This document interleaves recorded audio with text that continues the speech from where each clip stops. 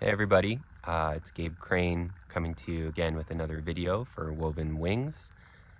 Just want to invite you to check out some of the other videos on this channel. I make these personal videos for you guys, and then we also have a podcast where we have amazing guests from around the world sharing insight and tools for vibrant living. You can catch the full podcast episodes there, and you can also see our highlights. So please subscribe to our channel and just follow us along. Hopefully you can get some really good insights to help you in your own journey. Okay, and today the topic of this video is making the most of opportunities in life, and especially when things don't go quite the way that we want them to. And this is a vulnerable video for me to make today, because the truth is that this topic relates to me personally. So I'm actually in the middle of going through a divorce right now with my wife, and we have a young child. And it's as anyone who's ever been through a divorce before can, I'm sure, relate.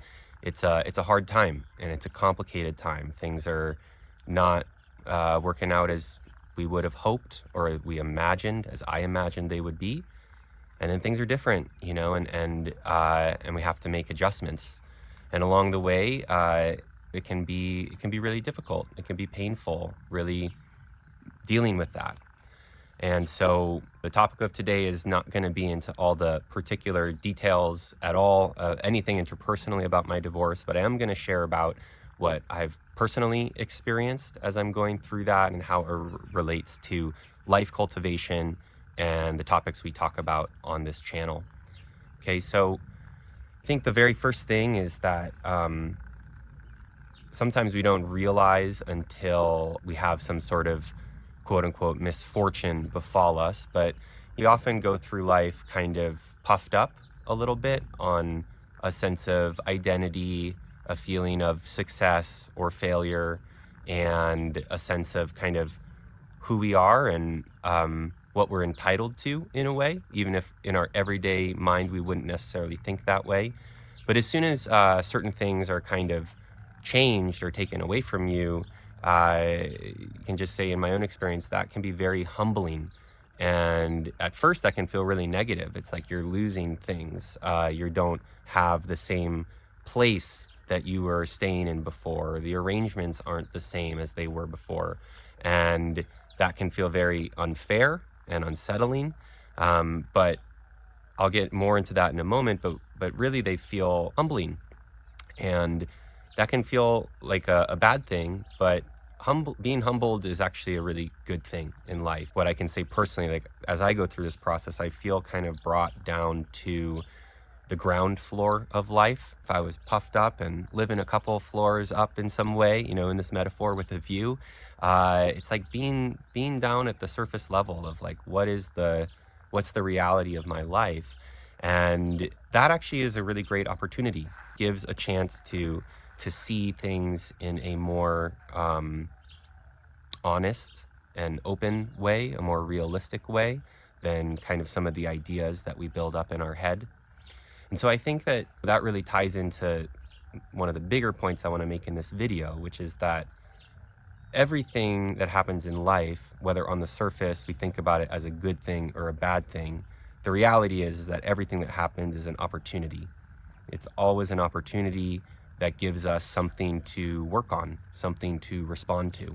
And it's up to us, you know, if we want to look at things through a lens of resentment or frustration, feeling like things are unfair. We can have really strong emotions that get involved. We can feel, I've felt at moments in this process, like kind of victimized, right? Why is this all happening to me? I'm like the character Job or something in the Bible. Like, why is all this stuff just happening to me? I don't deserve this, right? And so that's this whole state of mind, again, that ties back to that sense of entitlement, and it plays with our emotions. It involves our emotional responses around sadness, around negativity, anger, all these different things that can come up. So that's down door number one. And then alternatively, we have door number two, which is the option of actually empowering ourselves, taking responsibility for our lives, recognizing that we are the ones that are going to determine how we respond to the situation, and that everything changes. And you might have had some idea of what I was entitled to or what my life was, but really, life is way more dynamic than that. It changes a lot, and it's also a lot more precious than whatever kind of ego-driven ideas I have about what it is that I have in life. And so that second door is that mindset of adaptation, of acceptance, of making hay while the sun shines, of making lemonade when life gives you lemons, and taking responsibility for your life, to take it one step at a time, to do something good. And sometimes what seems like the bad experience actually offers us up certain opportunities that if we were kind of still puffed up on life and going along and thinking things were great, we wouldn't take advantage of those opportunities. You know, we wouldn't see it as an opportunity to grow or to focus on our development in certain ways. And so there's an old saying in Chinese culture that says, you know, what seems like a curse may be a blessing, and what seems like a blessing may be a curse. And so when we're dealing with adverse circumstances or something we quote unquote didn't want to happen, well, it's good to take this attitude and perspective, because the reality is underneath those kind of day-to-day ideas of what's good or bad, there's really a more unchanging reality, which is that everything is an opportunity.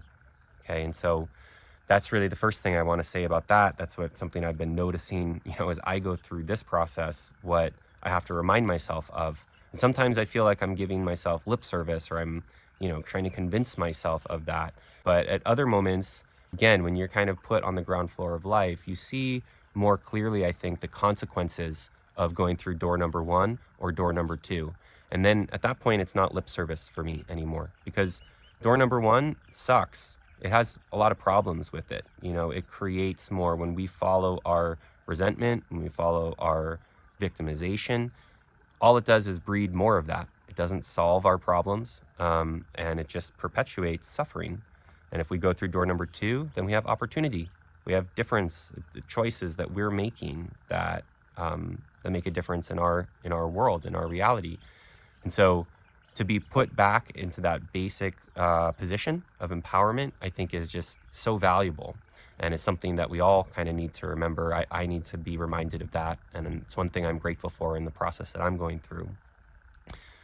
On a bigger picture, I think if we go just one level deeper, another thing I just want to touch on, and of course, this is such a huge topic and there's so much I could share about, but I would like to talk about, where do these ideas of entitlement and success and failure come from? As I've been going through this process, I've had an opportunity to talk with other people who have been through divorces or are currently going through one, and both men and women, especially men. And one thing that I've noticed as a theme that's common often is this this feeling of being a failure or of failing. You know, obviously no one gets married anticipating or wanting to get a divorce, and we have these different ideas, you know, and that might not be your particular life circumstance, but you can substitute in whatever it is. That maybe it's a work thing, maybe it's a friendship, maybe it's some undertaking in life that you've had. We all want to succeed, right? And we don't want to fail. And while that's natural in a certain way, I think it also puts us into certain positions that create unconsciously a lot of tension and suffering. You know, that underneath we are trying to succeed, we're driven to get somewhere, to do something with ourselves, and we're terrified of being personally identified or feeling that we lost.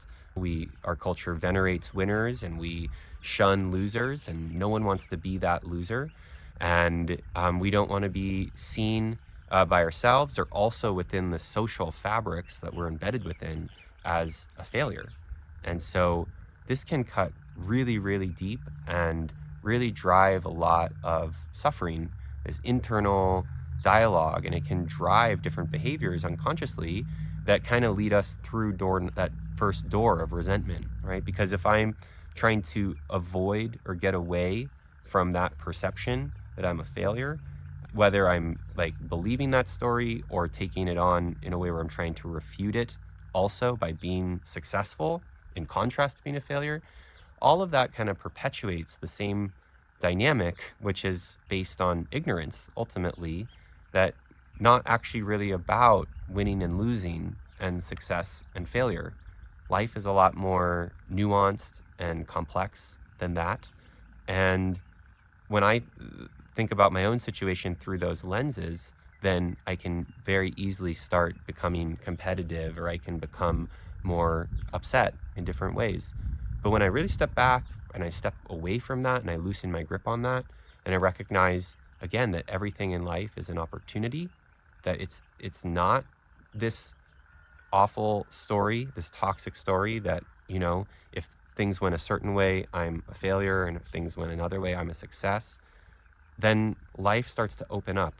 And I think that everyone who I've talked to who's been through this process or other challenges where things haven't worked out as they imagined, the ones that have been able to adapt and be successful in the more true sense, in the holistic sense, are the ones that have been able to look at that story and see that it's really based on false assumptions, faulty ideas about the way the world is. That actually, look, like the trees are growing, the sun is moving through the sky, the clouds are coming in and going out, and we're all learning. We're all going about our lives and learning things, engaging, growing in different ways. And ultimately, we're all left with that choice of how do we respond to the moment. Really, there's no real winning and losing in that sense. And I guess if that can be hard sometimes to really grapple with that. We have, competition is a very, very deeply ingrained pattern within our culture. If it's hard for you to get to that point, then you can at least try this on. You can think about your measure of success and failure really around how you're responding in door one or door two in the moment. Are you going down a path of your patterns, of unhealthy emotions, of victimization, or are you of maybe undue expectations and burdens also? Sometimes we're unconsciously push ourselves to succeed.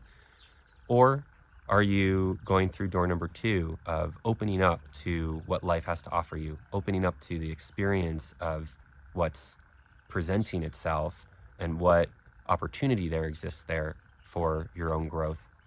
And as we grow, we have an impact on the environment around us, on the people that are in our lives. As we help ourselves, we also help others.